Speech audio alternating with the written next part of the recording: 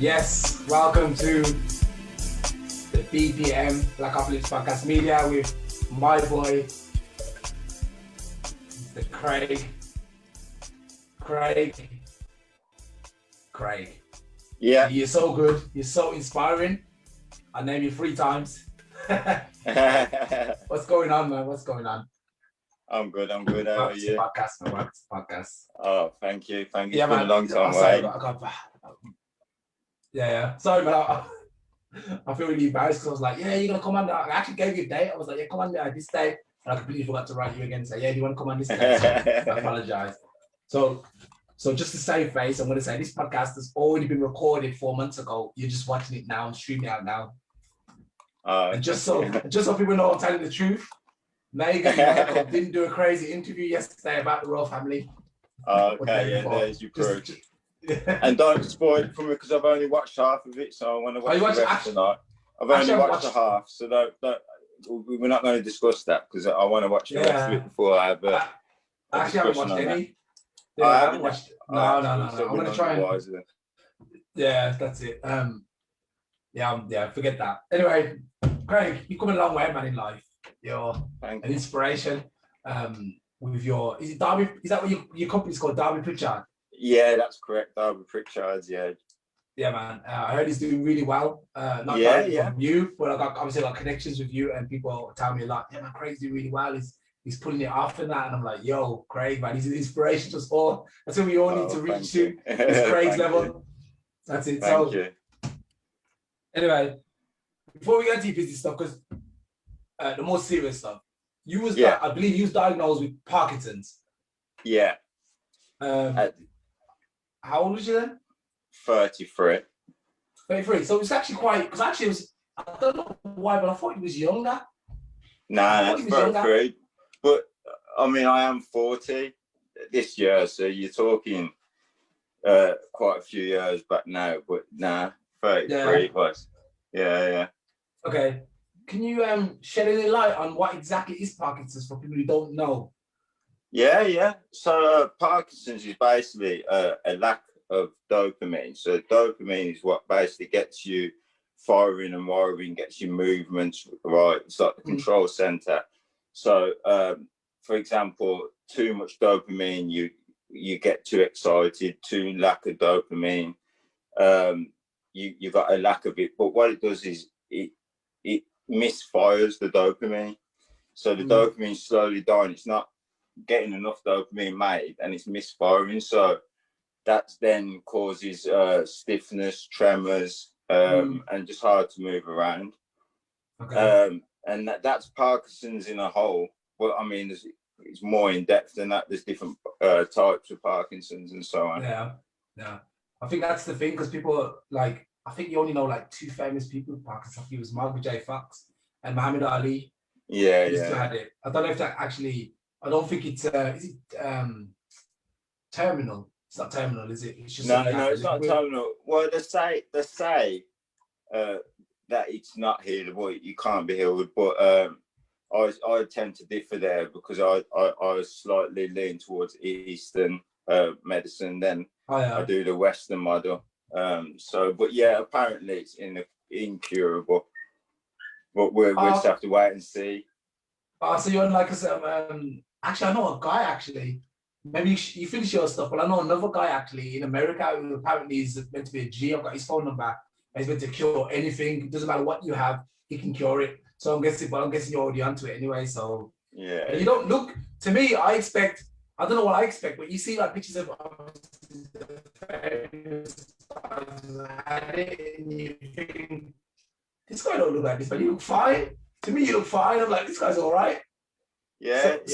With this, it's a combination of things, really. I mean, the body's doing things as I'm sitting here now, but I guess because of certain things I put in my day, I'm able to cope with it. I mean, sometimes are worse than others, but to be fair, I still managed to do my day-to-day stuff. Before lockdown, I was playing football twice a week.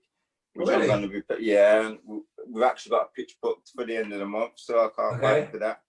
That's inspirational, man. Yeah, I do running. I do my running. I have a PT session with my personal trainer on a Saturday morning. I just stay active, and that's the best thing you can do, because as soon as you, if you don't move around, you're not active, then not only does the condition start to play up and your muscles start to stiffen, but on top of it, you've got the fact that your mindset ain't going to be right, and you're going to feel sorry for yourself, and you're going to be overthinking.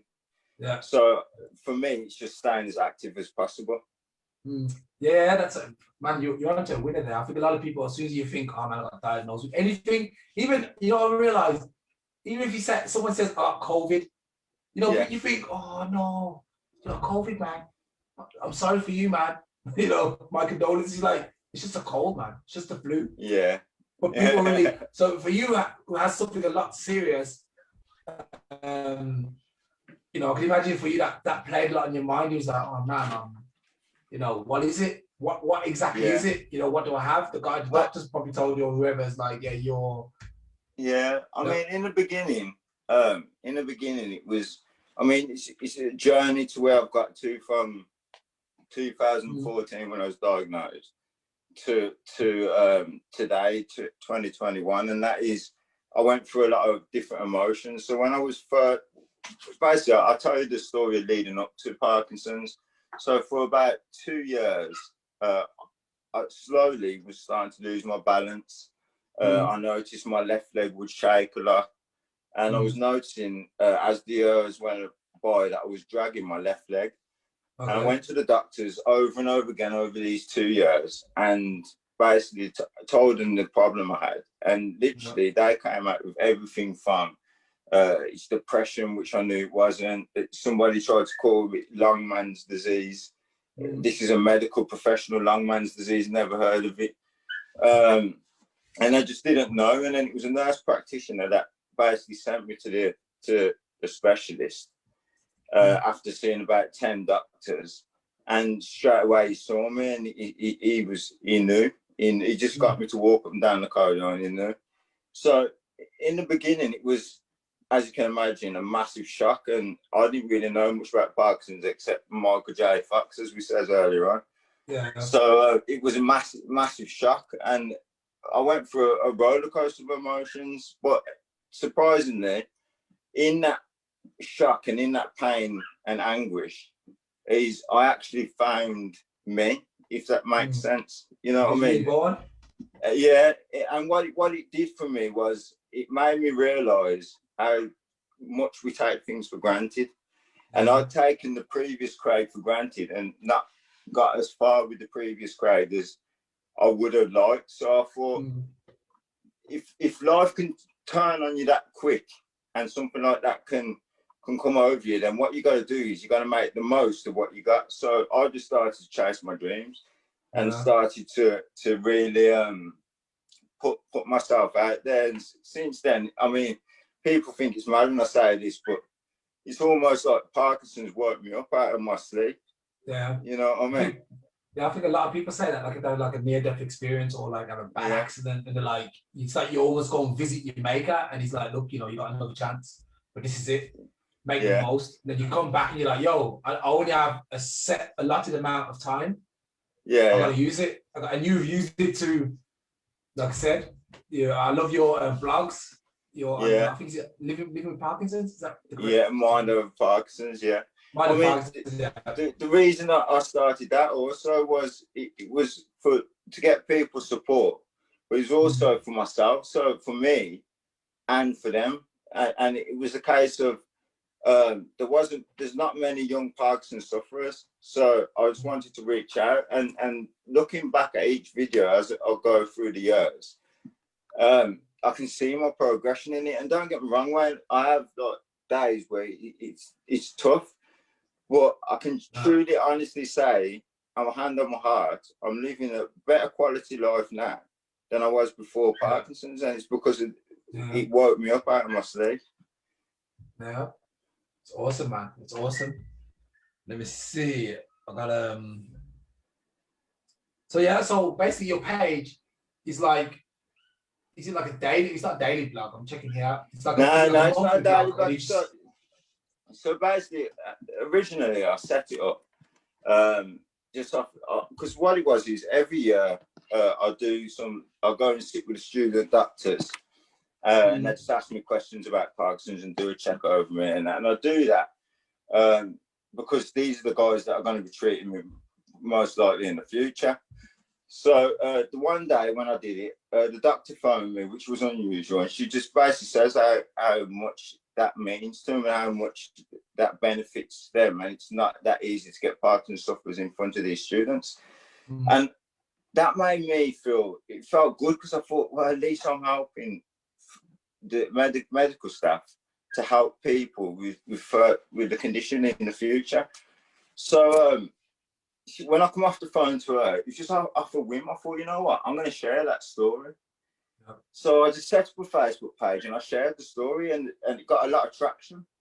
Yeah. So I then just basically named it Mind Over Parkinson's and then just started doing these videos and then they became pretty popular and they were starting to help people. So I just carried on doing it. And to tell the truth, I've never known where to take it or which step to take it next. But I'm definitely going to take it somewhere because there is a demand out there for what I'm sharing.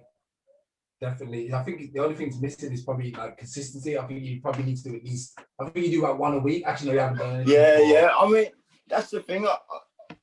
I've got to look at it really look at it because the whole thing I didn't expect to do. I didn't know where I was going to take it, and now I realise that there is a need for it. And I mean, I'll tell you one thing. There was a guy, I hadn't posted nothing for a while. And I got out my car and I was going into a shop and I seen this guy walking up to me. I'd never seen him before. And he says, "Is your name Craig?" And I says, "Yeah." And then he mentioned my Mind Over Parkinson's video and he said, "I'd just been diagnosed." I think it was about 6 weeks previous. And he actually says to me, "If it weren't for your videos, I don't even think I would still be here." You know what I mean? So that made me think then, you know what I mean? So he's a young man, he lost his job, he was a lorry driver, he lost his job. He had no form of income, his body was playing up, he just had enough. And then he watched those videos. So I guess it was another young man sitting in front of him with the same condition, but is still living life. So the scariest thing is being told you got Parkinson's is, you straight away think deterioration because your brain's getting weaker. So you think, oh, everything's down now. And it's when you change your outlook on what you're being told, that's where the growth comes. You know what I mean? But you've got to go through all those emotions first to get to that place. So that's really inspiring. You know what I mean? You get a guy doesn't even know you and he's like, "Yo, Craig, you saved my life, man." Yeah. And that's for me, that's the same with this BPM.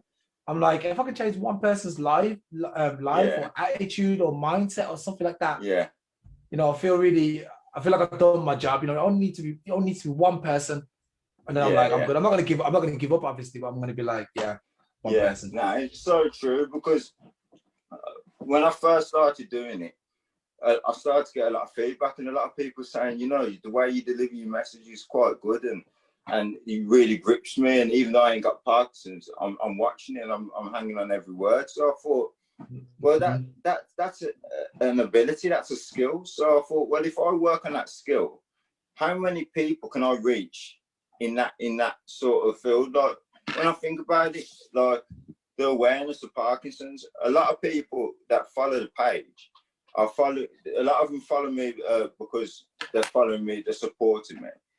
But it's the Parkinson sufferers that I want to get in front of. You see what I mean? So I've got to kind of develop my skills and continue doing what I'm doing in presenting on that to reach those people.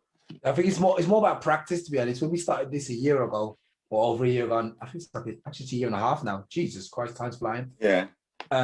Obviously started as a bit of a novice. Yeah, the sounds all messing up. But I remember the show before Christmas and I really got everything wrong, you know, and everyone was a bit disappointed. And it was that moment where I thought to myself, okay, I'm gonna take it up to the next level now. I think people are getting frustrated and I want to see it go to another level. Yeah. So that's where we are now. And I think that's what you're gonna do. If you keep publishing your mind over Parkinson's every week. Trust me, you'll learn new tips. Listen back to yourself. You learn how to present yourself and say stuff. And yeah, man, you'll trust me. You will get so many viewers and followers. Believe me, with that, you're good. You're good to go. Yeah, and I mean, it's good to see that what you're doing, and the fact that I love it when you find something that you're actually passionate about or you actually live in, because then you're not doing it for an outcome. You're not doing it for a cause. You're doing it from the heart. You know what I mean? Because it's your passion, and then that way it's genuine. So when I put something out, I'm being honest. There's no hidden agenda. I'm not trying to sell you a story or nothing. I'm just putting it out there. I mean, I've even put videos out there when I'm having bad days, but I put videos out there when I'm having a brilliant day. You know what I mean? And the same with yourself. What you're doing, there's a purpose for you. And like you said earlier on, even if it's just one viewer that logs into you every single week, there's a purpose for you.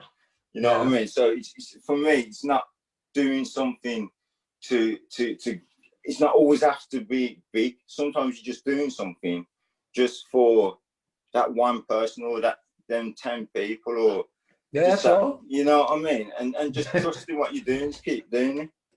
Yeah, it's that small crowd, and it's like I maybe got, I don't know, people who log in every week, 2 or 3 people who watch like the live show. I'm happy with that. That's my crowd. They're my people. Yeah, exactly. I'm happy with that. Obviously, it's later, the numbers shoot right up, into a couple hundred. But when it's live, like now, 4 or 5 people. Well, I'm grateful. Yeah, and that's it, right? And you just got to keep that going. You know what I mean? And don't always look at, oh, I've got to get this amount of people. I've got to reach this amount of people. It's just being authentic, being yourself, being vulnerable, and just putting it out there. Everybody's got a story to tell. Let's put it that way. Yeah. Okay. So, where did your life go after you was like, that's it, I'm not gonna let this defeat me. I'm not gonna sit in my room and just be like, yo, I'm here. I'm stuck with this. I use the German word Krankheit. Sickness. Yeah. And you think to yourself, okay, no, I'm gonna do something. So where did your life go after that? Because obviously you started off I'll let you explain it. Yeah, so after going through the shock and the pain, I went through. I don't know if you call it depression, but let's say it is depression. I went through the stage where I didn't want to get out of my bed. I didn't want to go nowhere. I remember I'd pick up drop my wife and my daughters to school and work, come home and just go to bed. You know what I mean? Sleep the day away. But then it was a book, believe it or not. Well, it's a book and a person. And I'll give him a shout out now, John. He knows who he is if he's listening. Close friend, real close friend. Well, basically, me and him always, quick summary, we always got into debates and we always seemed to be on the opposite side, but it was friendly debate. It was good banter. And we had this debate and he sent me a book off the back of this debate and it was called Think and Grow Rich. Oh, okay. And I remember I read that book. And literally it just introduced me to something I didn't even realize existed. Like I didn't understand how powerful the tool that we carry called the mind. Like I totally lived by these systems and didn't know that there was a bigger world out there. So that then got me onto other books. I carried on reading books. Before you know it, I was going to seminars, listening to inspiration videos. Then I started doing the Zen stuff and the Eastern philosophy. And then before you know it, I'd started to write goals down and basically I decided then that I'm gonna live what I'm reading. I'm gonna live what I'm talking about. So that's where it really started for me with that one book. Yeah, that's great. I love that. Actually, that book, Think and Grow Rich. I'll tell you what, another book that really took me off, Millionaire's Fast Lane. Okay. I think you know it by DeMarco. No, I thought he actually addresses the Think and Grow Rich philosophy. Yeah. And he kind of like turned it on his head, and I was like, yo, this guy's onto something, man. Yo, I picked up the book, 400 pages. I think I read it in like 2 or 3 days. I was like, man, when I had like time, when I was off work, the evenings, the mornings, I was like, yo, this book is amazing. And I sent it to everybody, and I was like, read this book. This is the book, man. Millionaire Fastlane, if you need anything else, if you're short on material, literature. But I mean, I say it was the book. The book was the initiative. Like the book started the engine up. You know what I mean? It's like putting the key into your car and turning the ignition on. That's the only purpose the key's got. So the book just opened doors for me, and then after that, it just. I mean, don't get me wrong. It was still a struggle, and I don't live in a life of bed of roses now. You know what I mean? It's still a normal life, and it's still struggles that I've got to take on. But I guess the way I look at life now is actually a life and not survival. I think before Parkinson's and before actually opening that book, in my mind, it was always survival. I've got to make enough money to pay the mortgage. I've got to make sure my daughters are protected. I've got to make sure my wife's all right. I've got to make sure mom's all right. It's all survival. You can't create in survival mode. You can't grow in survival mode because you're using the wrong chemicals. You know what I mean? Your body's all stiffened up and stuff. So it was the time when I realised, actually, I'm already safe. There's nothing to survive. It's creation mode, you know what I mean? And then I started to trust in myself, and I started to do things. I'd have an idea, and instead of thinking, could I just do it.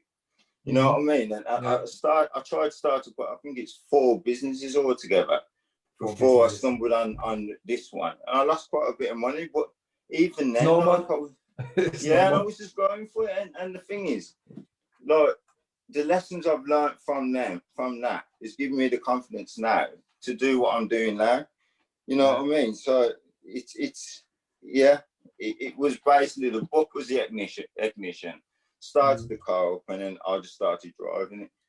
Yeah, I think that's something I've noticed. You know, I'm not rich or anything. You know, I live a normal life, but like just the fact that you have somewhere to live, you know, you don't have to like pay rent and stuff like this. You're like, yo, life's actually quite good. What they're paying us is actually not that bad.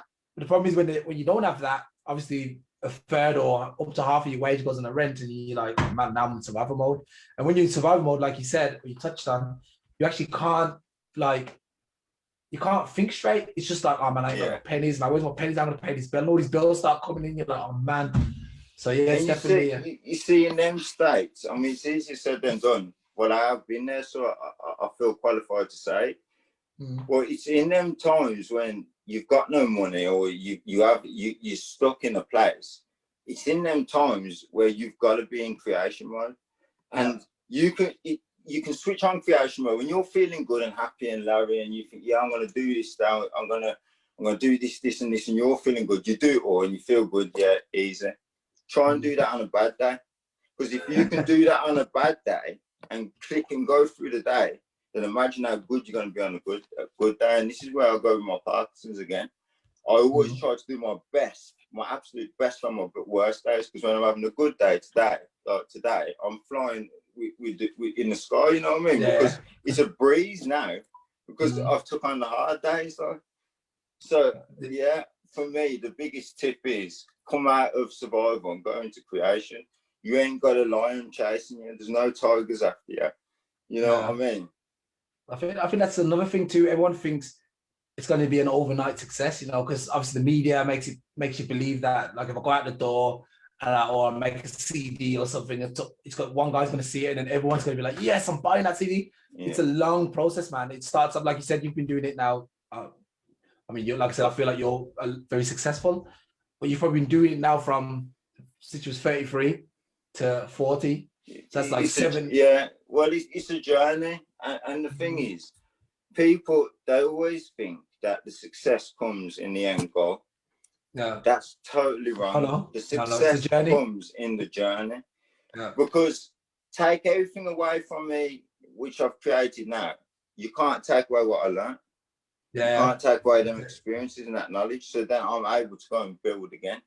So it's a journey, and you have to make the mistakes, and you have to fail to learn the lessons. If you just breeze through it, I mean, it's like they always say. I don't know if you use one of them, but majority of first drive people that are just coming onto the road that crash are the people that pass first time. Yeah. Except for me, Yeah. I passed first time, and I had Yeah, accident but the 18 years majority, later. if you check the statistics, the majority of first-time drivers that crash their car is the ones that passed first time because they haven't made the mistakes in the test car. Sure, you know what I mean? sure. And that's the way I look at it. Like you've got it. Don't try and rush. Like when you see these adverts that make $1 million overnight, like you might as well just go to the paper shop and buy yourself a lottery ticket and cross your fingers. You know what I mean? Because at the end of the day, it's going to be cheaper than what they're trying to sell you. Yeah. If there's no learning or no progress behind it, then what's the point of it all anyway? Yeah, that's true. That's true. So what lies in the future for you, man? Do we see a book? Do we see it's quite mad you say that because I've always says when I was first diagnosed at 33, I says to Marvin, my brother, I says, you know what, Marv, and this was the day I was diagnosed. I says, I'm going to beat this Parkinson's. I'm going to become well again. I'm going to get it out of my body, and then I'm going to write a book about it. Yeah. And he still reminds me that I've says that. So yeah. In the future, I could. Why not? Yeah. Now it's documented now. Whenever you talk to me, I'll be like, yo, where's my book? Because I'm gonna be the first one to buy it. I'll be the first in queue. Like, I want my book, man. Yeah. So I can, educate the masses, man. Educate the masses. So yeah. You want to talk a little bit about what you'll do, what your businesses are? Yes. And like, actually, before that, there's actually a quote. When you lose money in a business, I don't know if it was actually from Think and Grow Rich, where he said, should you fire somebody if they mess up and cost you like £1 million or something? And the guy would turn around and say, why would I do that when it's just cost me £1 million to train this guy? Yeah, so the mistake was the training, I think that was from the Think and Grow Rich, I believe, or one of these books. So yeah, anyway, I asked you a question. So the business.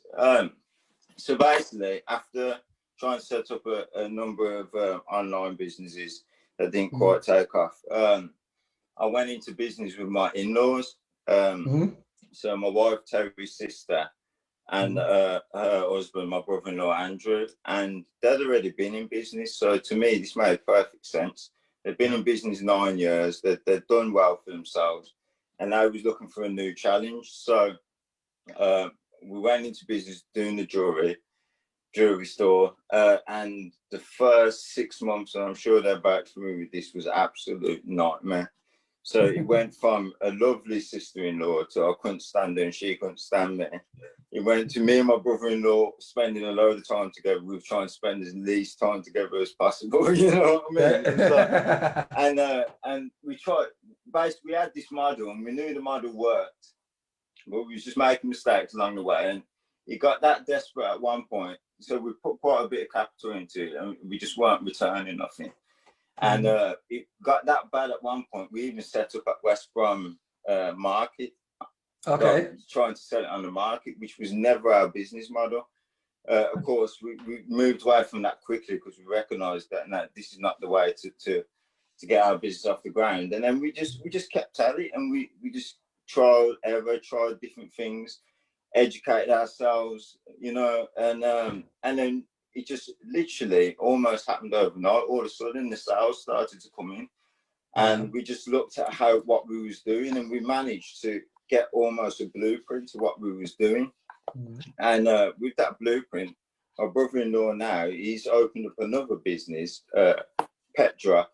If anybody who's got pets, type in Pet Drop in Google, and he's modeled that blueprint with the Pet Drop, and that's now also doing well. So you can imagine now, of course, we're thinking we've got a successful blueprint that every now and again needs refreshing, but the main bullet points of that blueprint we know works. So at the moment, I'm actually trying out another two things. So the jewelry stores, DerbyPritchards.com, if anybody wants to have a look. So that's the one with my brother-in-law and sister-in-law, and the good thing is they taught me so much. And I was doing a thing online before them, so I also taught them. And I think together we built a strong team, which then allowed him to use his skill sets on what he wants to do. And I'm literally in the middle of building a soap store. So it's like soap, shampoo, organic kind of store. So African soap is good.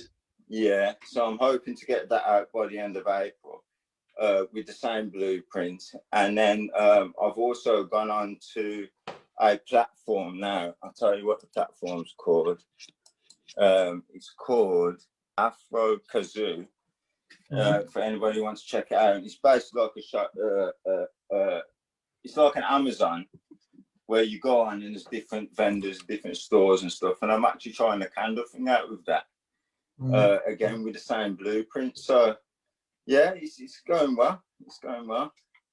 You know, I was just thinking, I just wanted to go back a little bit when you said you went into the market and then you realized you wanted to get out of that quickly.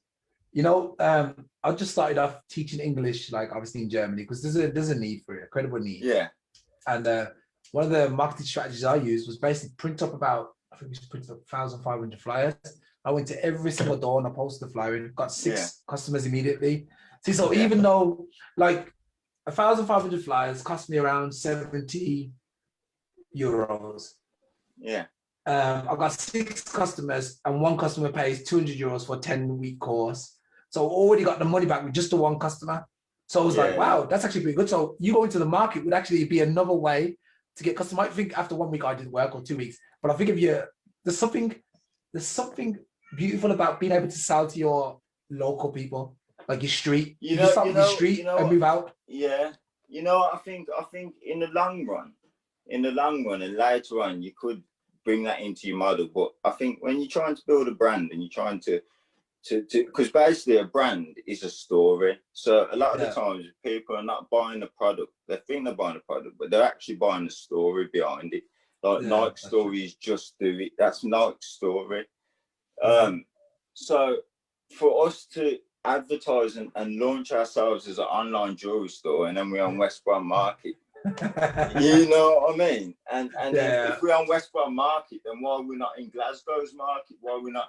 You know what I mean? Because it's a UK based thing, so we have to stay true to what we was trying to build. I mean, you can build off the back of that, but I think in business, when you're first starting in business and you're first starting to establish a business, you got to make sure you're not going down too many different avenues. You got to kind of take your customer down this road, and you don't want to lose the customer along the way. You know what I mean? Yeah. And so I think we moved. I mean, we give it a good go, but and it's not like it weren't doing brilliantly, and it probably could have picked up, but we just knew that it wasn't true to the business plan. It wasn't true to the original idea, the original model, which we felt could work and which has worked for us. Okay, man. Well, I would say I'm very inspired by everything you've done, man. Yeah, you make me feel good. Obviously, you overcame an issue, and I feel like everyone who's probably listening today is probably like, wow, I can do it. Because if you're like healthy, there's no excuse. You know what I mean? I'm not saying you're not healthy because you're on the road to being healthy. To me, you look fine. You know what I mean? And I would say on some days, like you said, you don't get enough dopamine. I think I get too much, so I'm always like hyperactive. You know, like. And people can't understand. Yeah, people can't understand me. I think that's what it is. So I'm very happy to have had you here today. Is there anything else you want to explain? No, not really. I mean, all I can say really to finish it off with the topic inspiration, like, is be your own inspiration. Like, for example, I run 6 o'clock every morning now. Wow. But before I couldn't do that. Like, just the thought of running in the morning round the block was hard for me. Yeah. So what I did is you do bit by bit. So you can't bear to run around the block. So walk around the block. Yeah. And then when you walk around that block, give yourself a pat on the back, and then walk around the block for the rest of the week. Walk around, and then all of a sudden, before you know it, naturally just pick up that little jog. And before you know it, you're running more than the block. So what I'm saying is, inspire yourself. It's good having inspiration outdoors and trust me, there is. I mean, this conversation has inspired me, like seeing how you got this podcast set up, and I'm looking at you and I'm thinking, yeah, this could work with Mind Over Parkinson's, you know what I mean? So it's we inspire each other in that sense, like, but be your own inspiration, you know what I mean? It's like earlier when you said when you first was doing your recordings and they weren't as good, and now you look at them and they're crisp. That is you are your own inspiration. When you look back at this tonight, you see where you've grown, like, so. On the topic of the inspiration, I say be your own inspiration. Yeah, man, definitely, man. I thank you for that. And like I said, oh, you wait there. I just quickly scanned your site. Do you do qigong then? Yeah. I've only just started it. I just started. What about yoga? Yeah, the wife does yoga, so I am actually going to give it a go. I've actually ordered a book, and it's called Yoga for Parkinson's. Okay. But yeah, because that's another thing as well. I've always been into the Eastern, well, I wouldn't say always. I've learnt more towards the Eastern philosophy since having Parkinson's, just purely because when they talk about Parkinson's, they don't talk about it like it's doomsday, you know what I mean? So, and a lot of this qigong and tai chi and all that, that's really interested me. And previously, again, it was just a thought. Like, I never jumped on it, I never acted on it. I thought, oh, I could do that.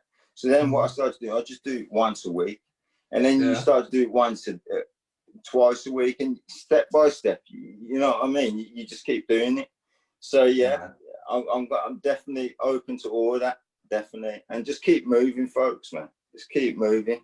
The body's designed to move, man. When you're old, you can rest up and sit down and in your chair. But sleep. While you still got movement in you, man, keep moving, man. Yeah, man. Give us, where can we find you, man? Give us some of your handles. Okay, yeah. So Facebook, just Craig Pritchard. You can catch me on Mind Over Parkinson's, again on Facebook. And to tell the truth, that's about it. Facebook for me.